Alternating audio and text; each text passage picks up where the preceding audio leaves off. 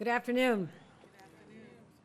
On behalf of myself and Lieutenant Governor Antonio Delgado, we welcome you to a place that you never had hoped to find yourselves.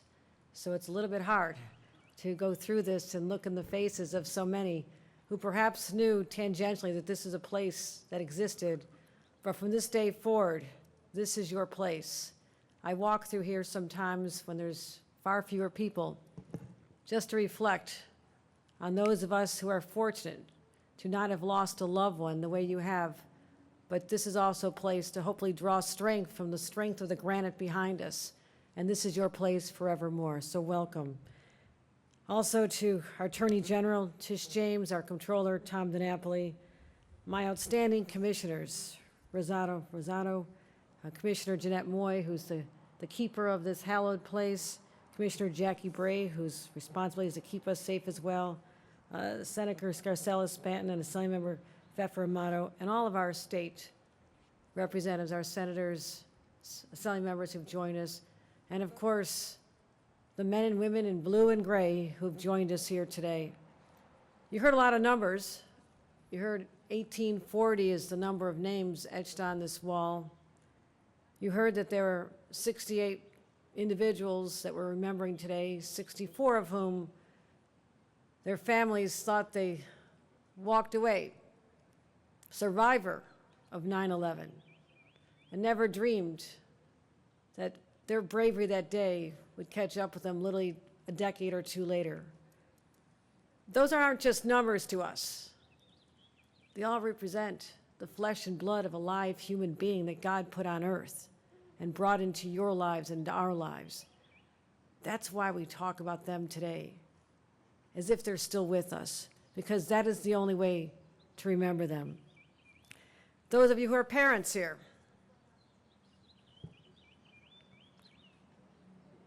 the loss of a child is not natural. The expectation is that they are there to care for you in your older years, to say goodbye to you, and to live on for themselves and their families. You have a love story with your child. I have children, I have a grandchild. It's a love story. There's a bond that's so tight from the second that baby comes into this world, and you count on that child to outlive you. That's what life is supposed to be about. So the pain is particularly intense for the moms and dads and the grandparents here today, because your world is literally turned upside down. It wasn't supposed to be this way. But I hope that you're feeling your heart's filled with a sense of pride. Pride is the emotion that must carry you forward, because as you heard from one of our speakers, everyone has the opportunity to serve their nation, either in the armed services or in a uniform. Firefighters, our fire marshals who are being remembered here today, police officers, all the levels from county to city to state to federal. There are thousands of opportunities for people to step up and serve, but such a small percentage answers that call and says, no, I will do it. I will stand up. Yes, I know the risks. I've been trained. I know that every day can bring uncertainty, but I hope as parents and families you feel the pride that you created a child who had the courage, who says, I care enough about my fellow citizens in this great country that I'll be one of those counted who stood up and said, I will do this. Carry that with you, because so many families don't have that same story to cherish. Those of you who are spouses, you chose well in selecting your partner, your husband, your wife. You could have married anyone, but there was something special about this individual. Perhaps it was that selfless nature, that outward goodness that anyone who puts on a uniform must have in order to subject themselves to what they must do. You saw something special. And yes, you thought you had more time together and you were robbed of that. You truly were. But I pray that those years were special for you as well. I know there's a lot of nights when you waited for your loved one to come home and they're working extra hours. You were fearful. You watched the news. listen to the radio, pray they come home. And for the majority of you here, you thought they're going to live much longer, but they were struck down by a sinister illness that took hold 23 years ago. You must have had great conversations around the dinner table, talking about life's challenges, how you can raise the family together. And all I can say is, perhaps you raised children together. There's some young people here. Your parents are gone. They have left you a legacy that is precious and you must preserve, because they instilled in you a sense that we have responsibilities to others as well. That is the gift you've been given, as being the son or daughter of someone who answered the call for others. It's hard to see it that way. You say, I want them back.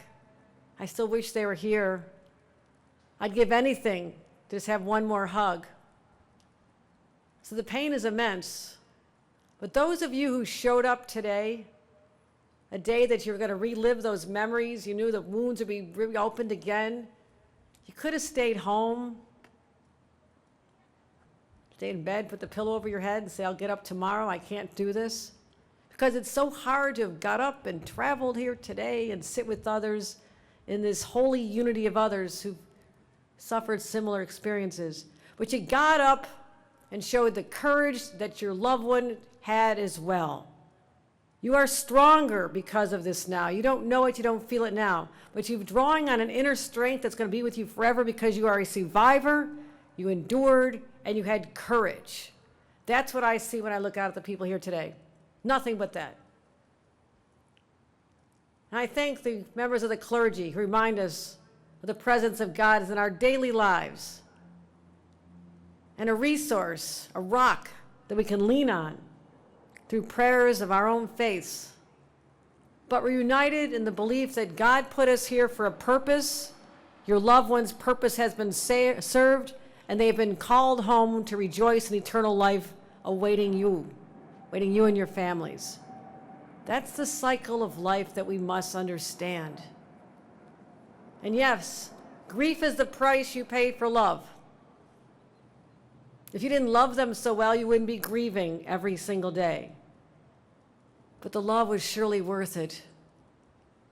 The love is worth it. That love is with you forever.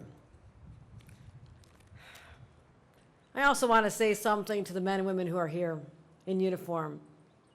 Some of you are friends and colleagues of someone lost. You miss them in the squad car, the police car, joking around, going out for a drink after work. You lost a friend, you lost a colleague. You lost someone that you cared about as well. I acknowledge that pain from so many of you as well. But those of you who stood and came out here today, representing all these great police departments and the PBA and the commissioners, everybody was in a leadership position. Despite what you hear sometimes out there in the rest of the world, you are appreciated. You are respected. And we honor your service day in and day out because this is what you are willing to do. The sacrifice that is witnessed here, you do that and nobody else does, and we respect you for that. So just as you've been there for us, we as a nation, as a state, must be there for you. And on behalf of 20 million grateful New Yorkers, I say we are there for you. May God help you heal. You're part of a family. Our family, this is your place. Come back, and over the years, more love will break through that grief. You don't feel it now, but that is my guarantee to all of you. May God bless every single one of you, the families. May God bless the men and women in uniform, and may God bless the United States of America. Thank you very much.